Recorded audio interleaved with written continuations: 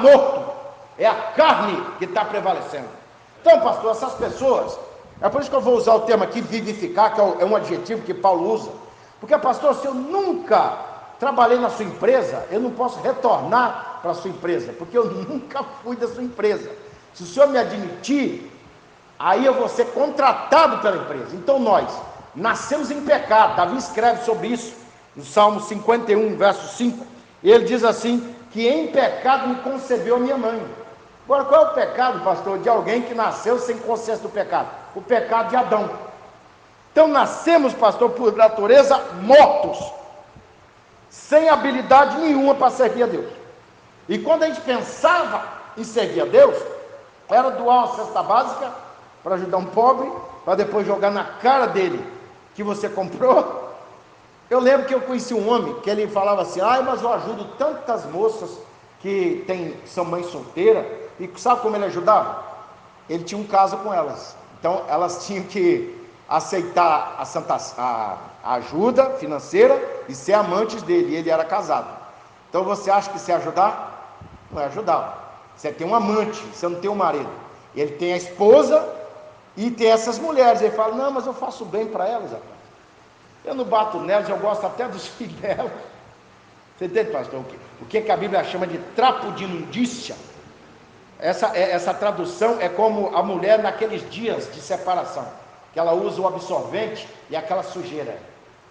É como também quando o homem é leproso, aí está aquela podridão aqui, aí você enfaixa, aí quando você tira aquela faixa para lavar, pastor, está aquele monte de carne podre. É aquilo que é trapo da imundícia. Então a nossa carne, quando tentava servir a Deus, não conseguia. Uma que a nossa consciência, o diabo falava assim, como é que você tem coragem de orar com essa natureza sua? Você cobiça a mulher dos outros, rapaz. Você está com a arma aí na cintura, você é um cachaceiro, rapaz, malandro, mulherengo, vagabundo. Então você baixava a cabeça, porque o diabo tinha razão. Agora, quando você passa para cá, não é tanto ressurreição, é vivificar, pastor. O camarada está morto, ele passa para cá e tem vida. Agora o diabo fica debaixo do seu pé, porque agora você está num padrão elevado. Amém? É engraçado, pastor, você vai estudar sobre a armadura de Deus. Paulo fala do sapato da preparação do evangelho, é isso? Só que é o seguinte, ele busca essa inspiração, pastor, na armadura do soldado romano. Ele não tinha, os soldados romanos, pastor, toda a armadura era bélica, desde o escudo ao que o senhor pensar. O que tinha debaixo daquele sapato, pastor, não era liso igual o seu e o meu sapato, eram cravos de ferro. Para você ter ideia, se a marcha romana está passando e a sua mãe passasse na frente, você tinha que pisar na sua mãe, até quebrar os ossos dela todinho, porque era a ordem do general. Se alguém entrar na sua frente, transforma ele em carne de hambúrguer, pisa nele para ele aprender a nunca mais entrar na sua frente. Então, para nós, pastor, o sapato que Deus nos dá é para humilhar os demônios, é para pisar neles sem misericórdia. Conheci um homem de Deus que ele estava tendo problemas financeiros, e ele falou, Senhor, eu tenho que lançar o meu livro, o que está acontecendo? Deus falou com ele, você não tem problemas financeiros. Ele falou, tem problema de quê então? Deus falou assim, presta atenção no que está acontecendo na sua vida, demônios fechando as portas para ele. Então Deus disse, usa a autoridade que eu te dei. E ele disse, a partir de hoje vocês não têm autoridade mais de fechar as minhas portas, saiam do meu caminho. E naquele dia, irmão, as agendas e as portas abriram.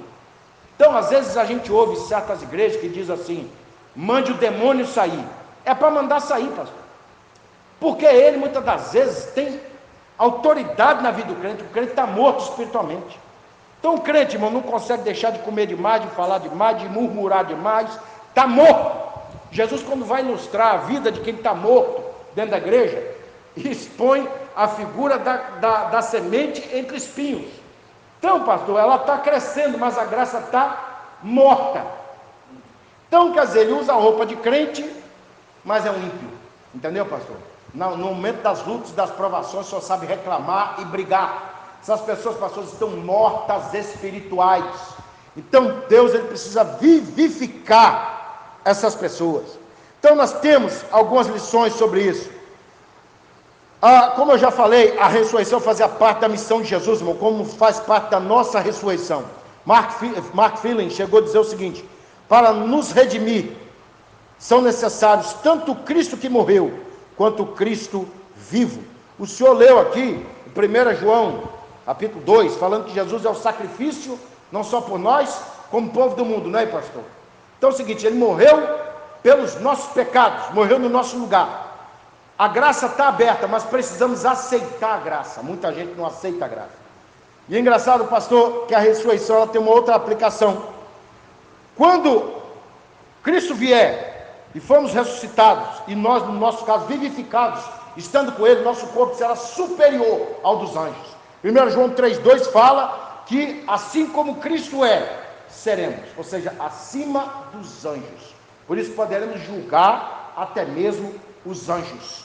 Estaremos sentados no trono de glória junto com Ele. Então, irmãos, a ressurreição é uma bênção que nos nivela a todos.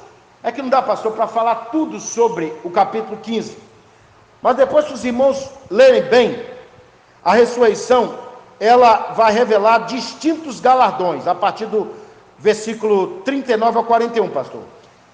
Paulo ele diz assim: uma é a carne do homem, outra é a carne do animal. Ele diz assim: uma é a glória do sol e a outra é a glória da luz, e outra é a glória das estrelas. E há diferença